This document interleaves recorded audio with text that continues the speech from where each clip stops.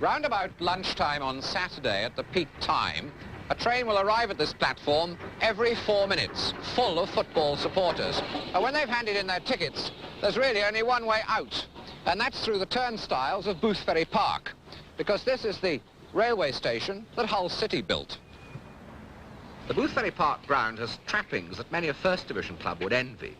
A new stand, opened at the beginning of this season, dominates at one end and provides the old terrace customers with cover from the elements and adds an extra 3,500 seats in the ground capacity of 50,000.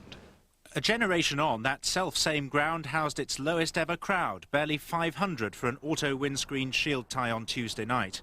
The club is hemorrhaging money to the tune of £6,000 a week.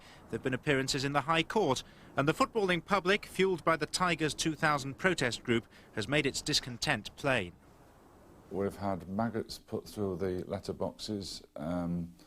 We've had cod's heads sent to other chairmen in the league with the message that fish is coming.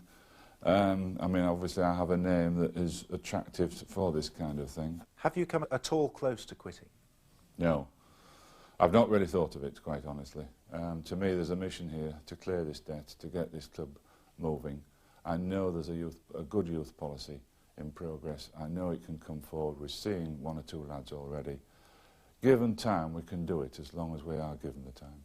The manager, Terry Dolan, has suffered 2 relegations in his 6 years at the club, but he's sold £2.5 million worth of players to keep Hull City alive. That's why he stayed, to become the 5th longest-serving manager in English football. We do have problems, but I don't think we have as many problems as a lot of other teams in, say, Divisions 2 and 3. Our debts are nowhere near as big as a lot of clubs, but our problem appears to be at the moment we have a small group of people who are disenchanted with the way that the club is being run, and they want change. They want the chairman out, they want me out, and they want somebody to come in and do a better job. Now, I know full well that in the circumstances we're working in, there's nobody in this world who can do that any better. The only thing that will change the situation is money. What the cash has done is to enable the club to buy not only new bricks and mortar, but football talent. Ken Wagstaff from Mansfield Town. Price, £40,000. I don't think you can say that he's done a good job. I mean, how can you say he's done a good job because he took you down 2 divisions? The point is that a lot of managers have stayed in the 2nd division. I mean, look at Chesterfield and Scunthorpe and teams like this. Oh, there's no money. Mansfield had no money where I come from.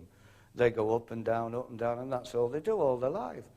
But we're the 7th biggest city in England. It's time we had something in the city what these people can go and watch, and they're not going to get it under the present regime.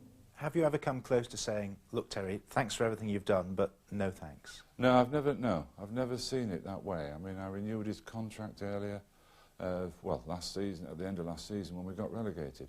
That is where a lot of the argument is now with the fans. They can't understand that. I had, at the Whitby game, when we were playing in the replay, we were 4-3 down with a minute to go.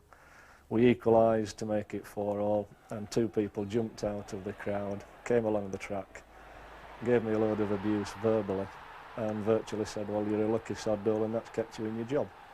In 30 years in professional football, I've never known anything like this, no. But the point I've got to make is that they won't win. The way it's going at the moment, the only thing that's going to give is a football club. We just aren't going to have one.